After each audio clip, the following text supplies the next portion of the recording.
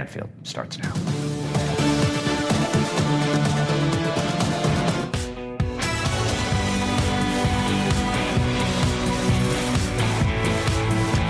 Hey, it's Monday, it's Veterans Day. Thank you so much for being here. And to all of you who served, thank you so much for your service. And it's a good time to remember those that we can't thank for everything they've done. Okay, let me start with what happened. In the interest of serving their country, 12 people rendered a verdict today. It's not easy to do when you stare across a courtroom and you know that what you're about to say could put a man away for life. But they did it. In Delphi, Indiana, they did it. They said guilty across the board for Richard Allen. That is serving your country. They were a sequestered jury, days and days on end, not seeing their families. And they did their job. They came up with a verdict today. And it could mean that that man spends 130 years, the rest of his life behind bars. Did they get it right? I'm here to say I don't know. Not because I'm wishy-washy on the case. I don't know because the case was effectively done in secret. It's what I call dark justice, and it's an ugly trend that seems to be going around American jurisprudence these days. Judges who decide the press, the media, and you, the public, shouldn't see what's going on. It is not good, no matter what you think. Oh, but it helps the defendant get a fair trial. Does it? I'm not so sure it was a fair trial. I would like to know if it was a fair trial. I would like reporters who had dedicated seats who could be there every day watching justice gavel to gavel. Not the case in this case.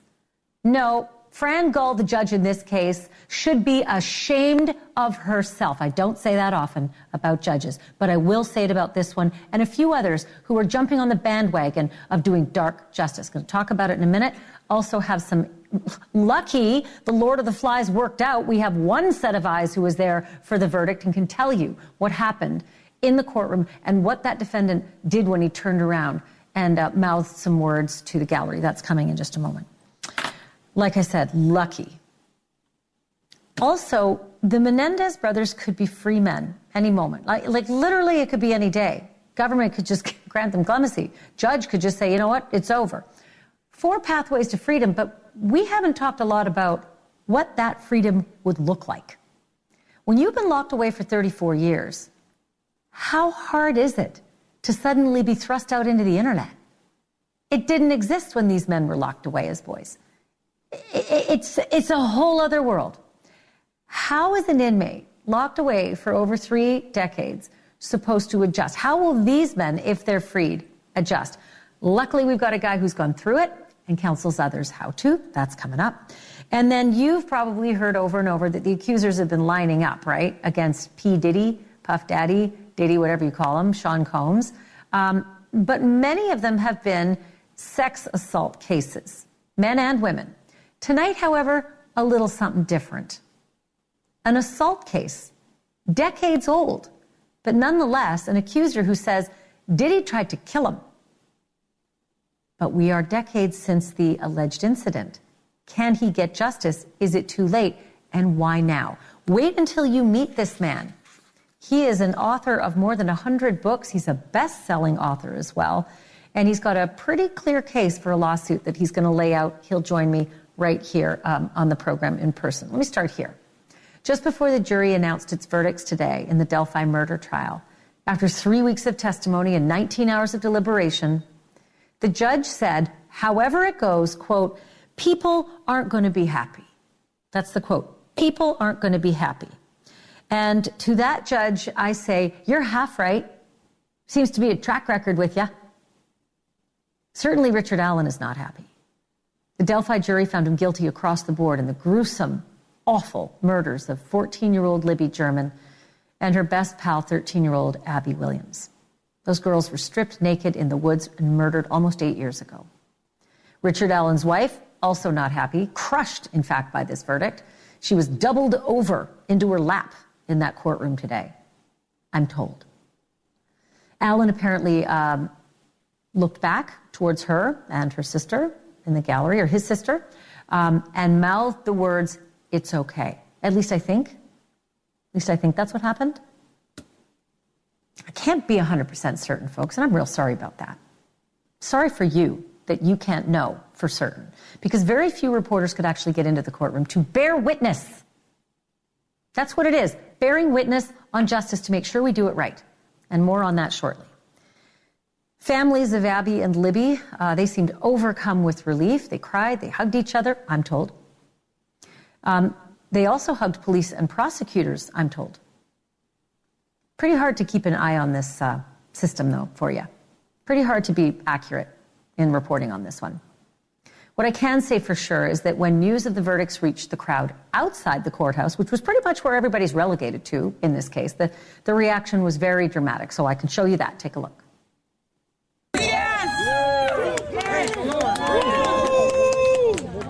Guilty on all charges. Richard Allen has been found guilty on all charges. Guilty on all charges, guys. Justice for Abby and Libby. Justice for Abby and Libby. I mentioned it before, but now Richard Allen faces up to 130 years in prison when he's sentenced, and that's supposed to happen on December 20th. Presumably the same judge, Fran Gull, is going to sit on the bench that day. I don't know. Like the jury, she was imported from elsewhere in the state. And as you just heard, she made some enemies in Delphi, mainly among supporters of Richard Allen, but also among people and the press who wanted to see transparency and justice being carried out. We pay them, right? They are us. The government, judges, prosecutors, they are us. We pay them. This is our system, not theirs. But people were mostly shut out of this trial, forced into a lot of guesswork, which means that you, the public, were mostly shut out and treated to a lot of guesswork.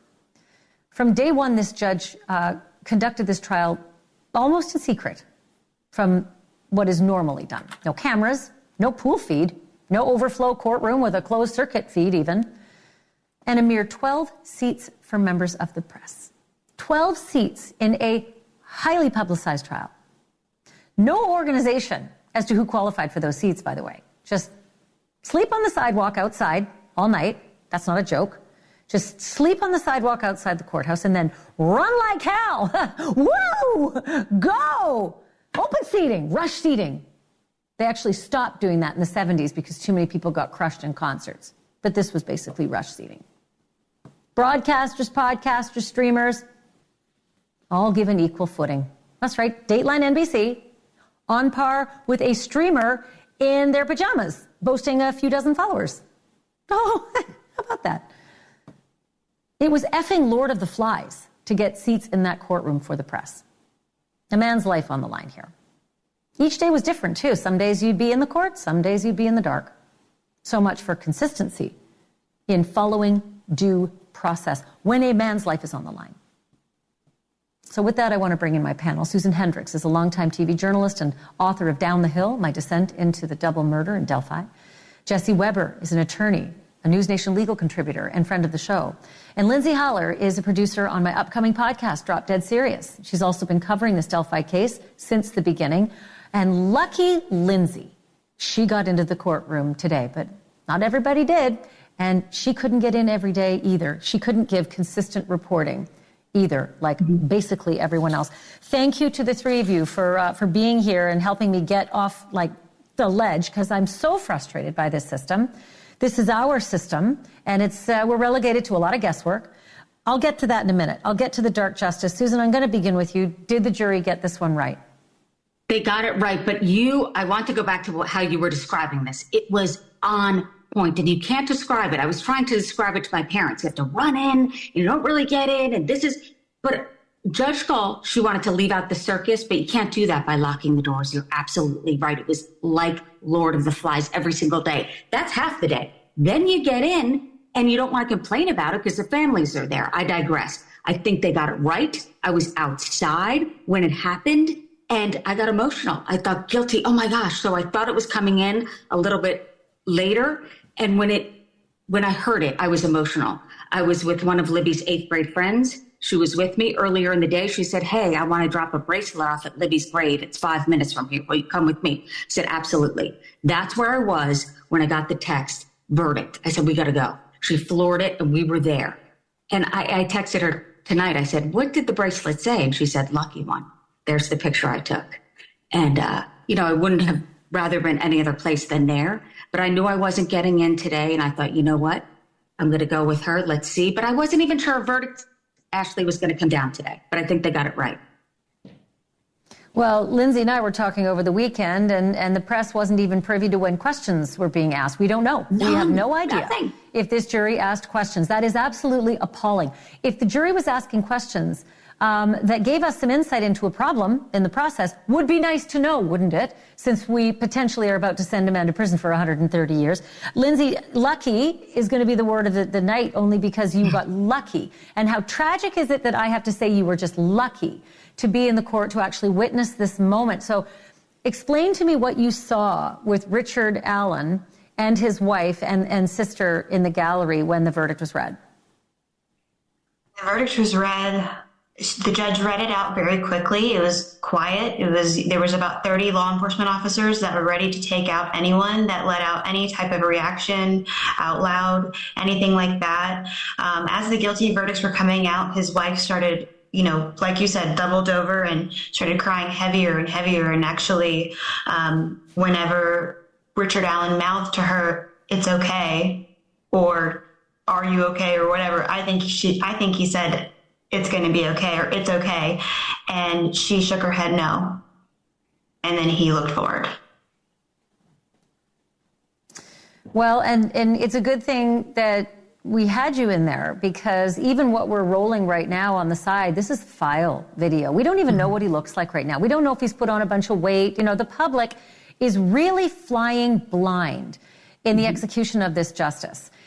Jesse Weber, when you went to law school, I'm sure that this wasn't what you expected. I'm sure that you didn't think that the public would be shut out of a public process. This is why America's great. We have transparent justice. I have been to countries where it is not so. I saw gulag justice and hooded justice in Iraq and Afghanistan. I have seen the way it can be. I'm starting to feel that way now. And I'm assuming this isn't the norm that you're used to. Talking to a guy who covers live trials all the time. Am I biased? Yes. But by a constitutional right, the public and the media should know what our justice system looks like, particularly with criminal trials. And let me tell you what happens when you shut off the public, when you shut off cameras, when you don't allow any information to come out.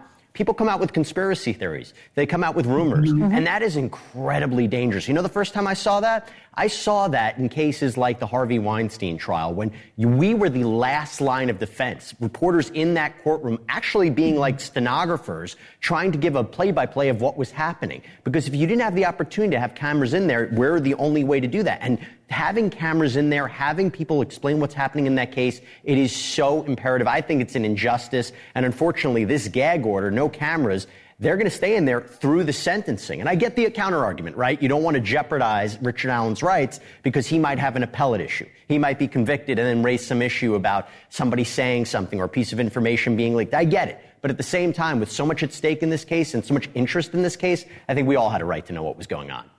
I dare say Richard Allen's rights were, violated by the public not seeing what's happening to. God forbid I ever end up in court, I sure hope there's a camera in there to make sure that the system is accountable and operates the way it should. Speaking of that, Lindsay, I want to come back to you for a minute, because the conspiracy theories, the guesswork, the angst, it really manifested itself in the crowd outside. You were telling me some just bat-yit stories about how people were behaving. Tell the viewers. Well, there was screaming, there was fighting, there was "he's guilty, no he's not." There was, "Well, I'm carrying a gun." It's an open carry, or not open carry, but people can carry. There was people saying, if he's found not guilty, there'll be bullets flying. That was something going around, that they were taking these threats to be credible. And it was, like you said, it was crazy. There's no other word. That's why I'm like, I have to tell, this is really crazy. And so many people that they can't see it, like the people that feel like he's not guilty, they're upset because they didn't get to see. They feel like he was railroaded, and now, you can be next. You can be railroaded too. Susan, one of the things, I mean, you're a dogged reporter. You've done this job forever.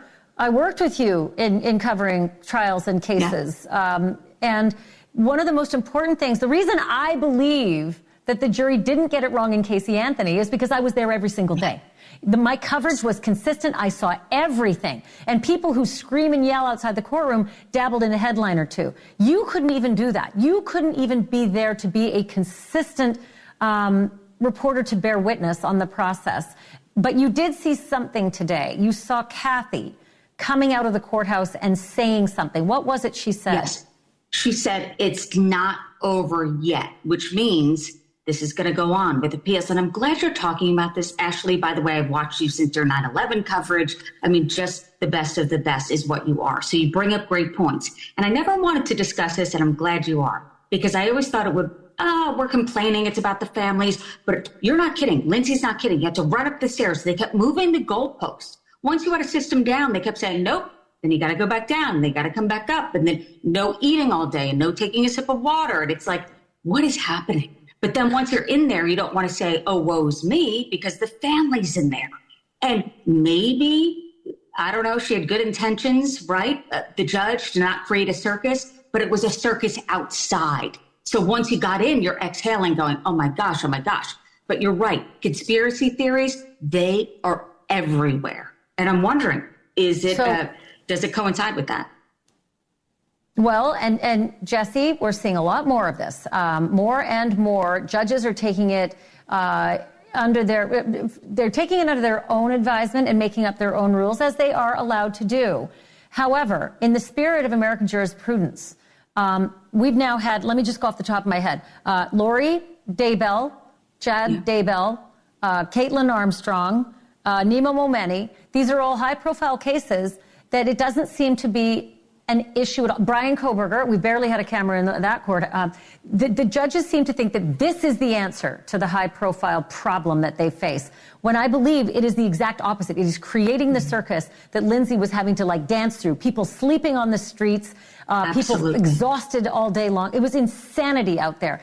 This can't be the way of the future, Jesse. They think by adding, one camera angle that's from the back of the courtroom where you could see the defendant, a frame of the defendant, or adding just audio like we saw in the Lori Vallow Daybell case, that would be sufficient.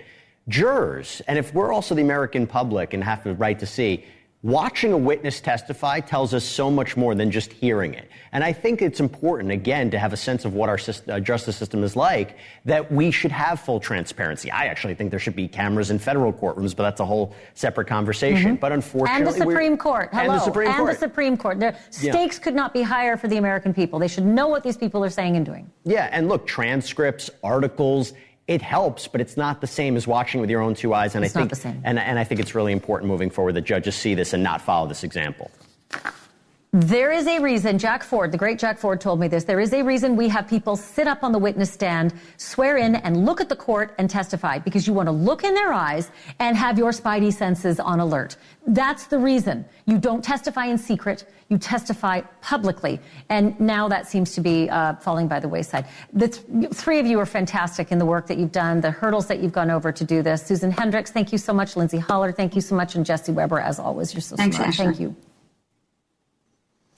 And and I'll just apologize to you all. I just wish we could do a better job so that you know that when someone's going to be locked up for the rest of his life, more than likely, you know if we've gotten it right or if we screwed up, because that's what's at stake.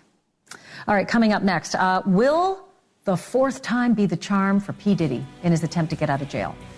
He's making his case for bail again, but if it was up to my next guest, I'm going to say he'd say no, because he is the latest plaintiff to sue P. Diddy, only this time the accuser says Puff nearly killed him.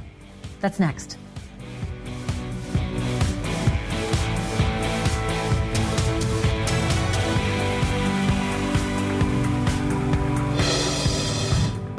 Did you know this?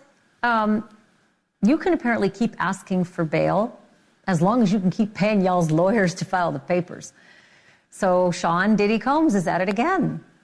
He is asking a federal judge to let him out of the MDC, Metropolitan Detention Center in Brooklyn, in exchange for, again, $50 million in bond, but also around-the-clock monitoring and a near total restriction on whom he's allowed to talk to outside of his legal team. If you are counting, yes, this is Diddy's fourth bail attempt. We're going to keep you posted on this one, but I wouldn't hold your breath. Speaking of counting, Diddy has yet another lawsuit to keep those lawyers occupied. But this one is a little different. Plaintiff's name is DeWitt Gilmore. He's a well-known figure in hip-hop who used to run a magazine called The Superstar. He's also a best-selling author who's penned more than 100 books. Gilmore is accusing P. Diddy and his bodyguard of assaulting him outside of a New York City nightclub back in 1996. Wait, I know, sounds familiar, but this is not the famous case involving J-Lo. This is a different one. He says Diddy threatened him and that shots were fired. And then Gilmore and his friends were, quote, aggressively chased through the dark streets of New York City. Like the other accusations against him, Team Diddy is denying all of it. And DeWitt Gilmore is kind enough to join me now here, live, for this exclusive interview. DeWitt, it's good of you to be here. I really appreciate this. Thank you so much. First, take me back and tell me, what was your relationship back then with, well, I guess it was Puff Daddy back then. What was the relationship? Well, Andre Harrell introduced me to him. Andre was an entertainer. Andre was a rapper. And I hired Andre on numerous occasions. And we were at a bar at a friend's nightclub, and Puffy comes up, and Andre says, hey, this is Puffy, my intern. And we have a lot of mutual friends. He's from Mount Vernon. I'm from Mount Vernon. And so we struck up some deals to do some parties, and specifically a basketball game, which everybody heard about, known as CCNY. Fortunately for me, he took that idea and went off on his own and did it, and we all know what happened because that's become part of his history, where people were stampeded and so on and so forth. So yeah, that was our relationship. You know, it was parties, and he was trying to come into my parties, my events in Westchester, my nightclub events, and so yeah, that was. It's bizarre hearing about P. Diddy as an intern, but, I mean, these were the days. So go back to the incident, 1996, the night in question, as you're alleging, and tell me what happened. So me and one of my interns and my security, I had a magazine at the time, as you showed, and we were heading through town to go downtown to pick up money at different clubs, restaurants, businesses that advertised in my publication. And one spot that we stopped at, they were giving out T-shirts. And I think it's important to mention this. They were giving out Death Row East T-shirts. They were trying to promote the forthcoming Death Row East record label and trying to unify the coasts. And so I threw the T-shirt on. I wasn't involved in the East Coast, West Coast thing, but I was wanting to support. And so we got down to a club called Downtime in downtown Manhattan, not far from Herald Square. And we go in. There's a line of people to get in the club. We go past the line. We go inside. It's a packed club. And when we came out of the club, it was when the streets were mobbed. An hour later, the streets were mobbed. So there was a big party going on outside because they could not get in the club. We go across the street to where my car was parked. And I'm in the driver's seat. I had an Isuzu Trooper stick shift. Lance, who was my security, gets in the passenger seat, and my intern is in the back seat. And Puffy comes up beside my vehicle. He obviously saw me, saw the Death Row East T-shirt, and he pulled up beside me. He's in the passenger seat, and his bodyguard is the one driving. And so he took his bodyguard's instruction, and they pull up next to me, and basically he goes, "What's up, bitch?" And so really quickly I say, "Puff, like, keep your drama to yourself. I don't want nothing to do with whatever you got going on, man. We know you're trouble, whatever. Nah, you're a bitch." And so they let me out of the parking space, Ash, and we pulled out, assuming that was as far as it was going to go. But that's not as far as it went. Lance says, "You know he's following you." And I didn't think of it as a threat. Next thing you know, we're in front of Herald Square. It's about 1 a.m, and his bodyguard pulls his sports car and runs me off the road. So now I'm on an island, the trooper, and we get out of the vehicle. Lance gets out of the vehicle, but that's the moment we realized he was not alone. It was not just Puffy and bodyguard. There were 4 other cars. They were loaded with guys. The next thing I hear is pop, pop, and then Lance says, gun, gun, and it's all going down at the same time. And for the life of me, how I got teleported out of that situation, I don't know. But I jump back in my truck. Lance jumps back in the truck. I jump over the island. Now it's a hasty car chase. I'm on sidewalks. I'm going down one ways. It's 1 o'clock in the morning. There's not a lot of traffic, but the traffic that was there, I was able to basically escape this guy and his goons. That's what happened that night. It's an incredible account, and it's very detailed as well. So I'm assuming that you've included all of these details in the lawsuit. The only question I have for you, DeWitt, is that the statute of limitations on assault is usually about a year. How are you going to get past the fact that this is decades now? Well, the way to bring a case into court past the statute of limitations, if you're not SA'd, sexually assaulted, with the New York state laws, is new evidence. And as of recent, a few months ago, I'm in touch with, there were 2 people with me in the truck, by the way, and I have not had contact with them. But recently I was in touch with Lance Calfee. Lance Calfee was my security in the truck at the time. And so we've all been intimidated, quite frankly, by Puffy and his money, and his name changes and all of his goons and security and his fan base. And so 2 things. Number 1, I got back in touch with Lance. He gave full testimony to the event that night. He's never given full testimony.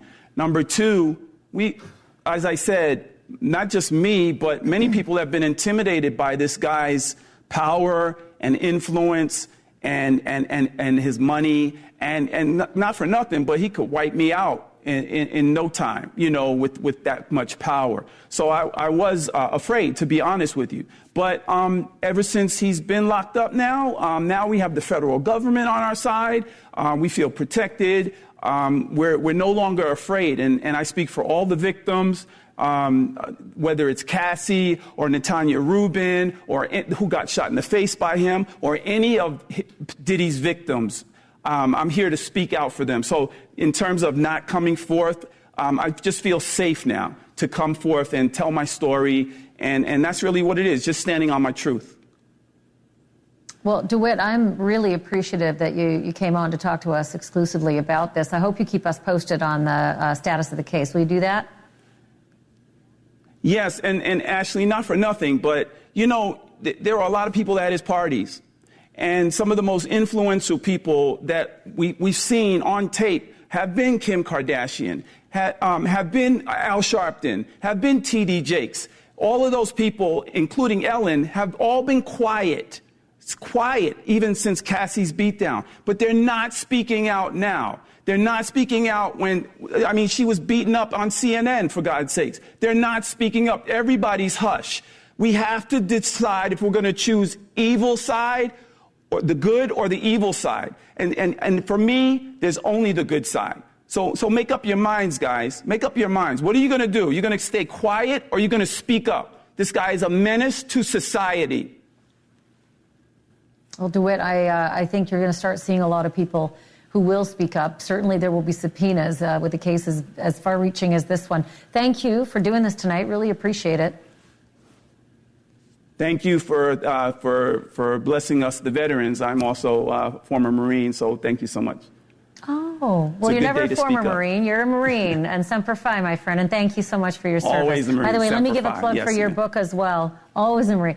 You can find more of DeWitt's account in his memoir. I told you, he's penned over 100 books. The Night Puff Tried to Kill Me. DeWitt Gilmore joining us exclusively tonight. When we come back, what happens when your wildest dream, an impossible dream, suddenly comes true?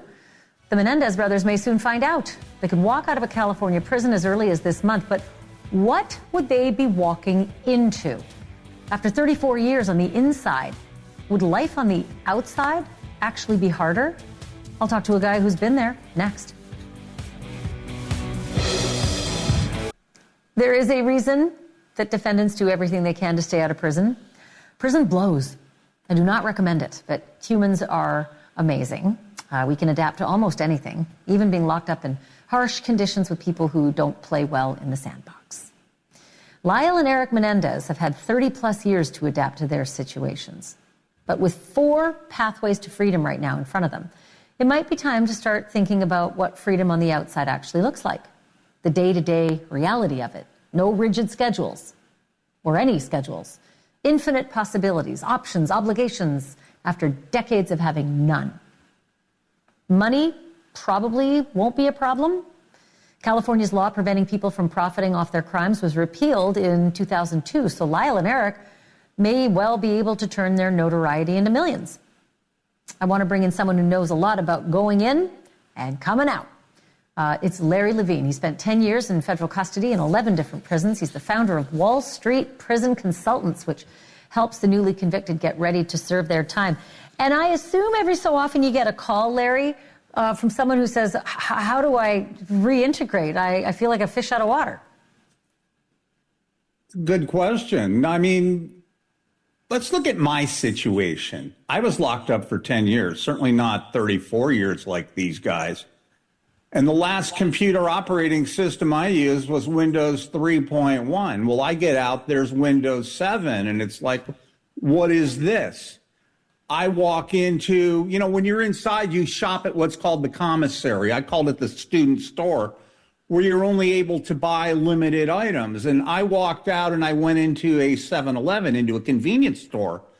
And usually you're in and out of those places in maybe 1 minute. I was there like 20 minutes just looking around like, wow, I could buy anything here that I want. And it's like culture shock, Ashleigh. It is. So, I'm thinking back to 1989 when they committed the crimes, in 1990 when they were locked up. There were no we didn't carry cell phones around with us. We had those giant bricks if you had computer. One. Remember the old dial-up computer, CompuServe, and made the modem noise? Yep. If you were lucky, and the cell phones, you had that. Okay, and the cell phones were what, like the size of a brick? And I got out, I didn't know. If you were lucky. There was a flip phone, and somebody had a thing in their ear, a Bluetooth. And for me, it's like, wow, look at all this. It was like really nuts. And they're not really going to be released. I mean, people aren't looking at it in the right manner. You get out on parole, you're still in custody. You may be out on the street, but you're still into the custody of the Department of Corrections. It's parole. So they're going to be limited in what they can do and their movement and their job. And if they get into any trouble, they're going to grab them back. And, they're married now. I don't know if California has conjugals for lifers, essentially. But when you're inside and, they each have their women and such, well, when they get out, all of a sudden there's going to be all kinds of women throwing themselves at them. Guaranteed. I had it happen to me. But how do those, I'm curious about how those prison marriages even work. Once you get let out and you've been on the inside, you've never really met your wife, so to speak. Do they usually work out? Well, if they have conjugals, they know their wives. I don't know that they've had. I know people that got married that met their wife through a piece of plexiglass. But when they get out and other women are throwing themselves at them, their present wives aren't going to be too happy about that.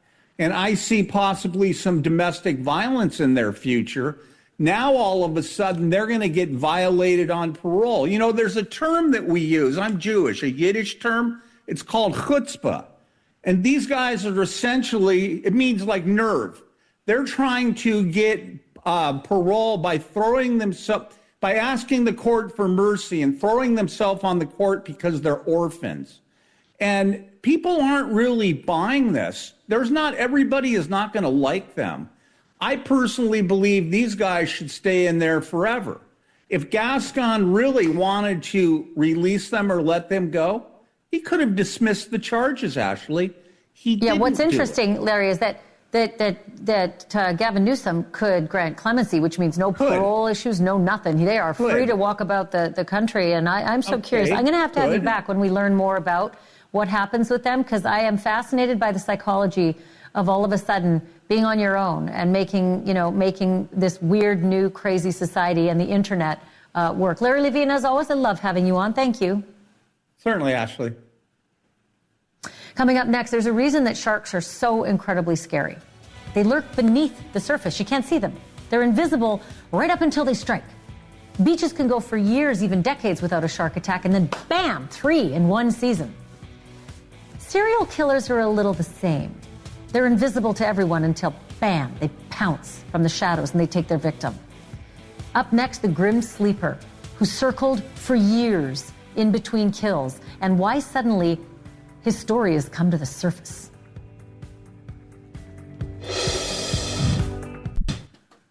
Lonnie David Franklin Jr. Doesn't really sound like somebody you'd cross the street to avoid, does it? But the grim sleeper, now you got my attention. By the way, that's the same guy. A guy who in the mid to late 80s and then years later murdered 7, 8, then 9, eventually 10 people, all but one of them women. Some of them were teenagers. And those are just the murders that he was convicted of and for which he got the death penalty. But as is often the case with serial killers, investigators do believe there were more. The Grim Sleeper got his nickname because of a 14-year pause in his killing spree. A&E has a fascinating new series on the Grim Sleeper's reign of terror. Take a look. Families of the slain women were worried this case would never be solved. The detectives would come by periodically. They would ask my husband questions, but they didn't tell us anything else. No leads, nothing. We just wanted to be treated like we matter. If they wanted to catch him, the police could have caught him. They thought of us as just crackheads, but we still was humans. We were being hunted. I am joined now by Catherine Ramsland, author and professor of forensic psychology. Her most recent book is the one that we have right in the middle, The Serial Killer's Apprentice, available everywhere. Dr. Ramsland, I always love having you on to talk about these crazy stories. But this one I really don't understand. I don't understand why a serial killer would take a 14-year pause. I think the Golden State Killer took a big pause as well. Or did he? Did he really? Well, we don't know that he took a pause because we really don't know about other victims he might have had. He was a sanitation worker, so he had ways to dispose of bodies that may never be found. So it's really unclear whether he actually took a pause or not. But it seems convenient to say these things about these very, very complex and frightening people, especially with Golden State, that there were these down... Are there down moments for people like this who somehow... I don't know, see God and want to fix their ways and then realize they can't and they fall right back off the wagon? I'm not sure about the God part. There are down moments, but I know that with Dennis Rader, for example, they thought he had taken a long period of time, but he said he just didn't succeed. It isn't that he quit. He stalked people. He thought about murder. He made plans. He just didn't succeed that we know of. And I think the same could be true of this guy. He took pictures of victims. He had over 500 pictures of women in his possession. We don't know if they're associated with anyone he murdered, but they might be, and they're good leads for a cold case team. Well, it'd be interesting once the special, starts getting a lot of eyeballs. Maybe people will recognize some of these pictures as their long-lost loved one that they just thought, hit the streets and was missing. Speaking of the streets, is this the reason that he got away with it for so long, that he picked such marginalized community members, women who were either prostitutes or drug addicts or living on the streets and seemingly forgotten by society? Yeah, in some cases, they were just women walking alone from work. And so they didn't have transportation. I think he viewed them as vulnerable women who were low economic means, a teenager. So I think he's just looking for vulnerable women that he thought police would not expend resources really doing much investigation. He dumped them on the street, dumped them in alleys. In one case, it was a men's room at a gas station, killed them with a small caliber weapon or strangulation. and he, treated him like trash. But he had this kind of odd MO, if we can believe, if it was similar to the one survivor we know about, where he kind of set them up to have to be punished, made them be rude to him in his view, and then would shoot them because he thought they deserved it. It's twisted, as many of the subject matters that you cover are. His name is Lonnie David Franklin Jr. He died age 67 in his cell in 2020, and interestingly, cause of death never released. Dr. Ramsland, always good to have you. Thank you so much. Thank you. Still to come, what is the one piece of classic movie memorabilia that you'd pay good money to have? A lightsaber from Star Wars? Maybe one of James Bond's famous sports cars? How about this little thing? You're off to see the wizard, the wonderful Wizard of Oz. Look down where Dorothy's feet meet the yellow brick road. How deep in your pocket would you dig to own those ruby red slippers? Because now, my friends, is your chance. But be prepared to mortgage the house. The auction is live. Wait till you hear where the bidding's at. Next. I like shoe shopping like the rest of them, but I do not have a spare $1 million for a pair of ratty old size 5 ruby slippers, no matter who wore them. But there are plenty of bidders, and that is because Judy Garland herself kicked these heels together 3 times in The Wizard of Oz, saying, "There's no place like home. No place like home." There is an auction house in Dallas selling these little babies. They expect it to fetch somewhere around $800,000, but they've already blown past that. They're at $812,000, and the auction only just started, and it's still got weeks to go. Originally, they were stolen by some mobster who thought the rubies were real. They weren't. FBI got them. They're on display again. There were 4 pairs. 2 never made it. They got wrecked. And now there's 2 pairs left. This one and one in the Smithsonian. Only they're both mismatches. So they need to get together and swap. We hope that the new owner will do that. Thanks for watching, everybody. Stick around because Cuomo's coming up next. And tomorrow, I've got Harvey Levin on the show. So we'll see you then. Take care.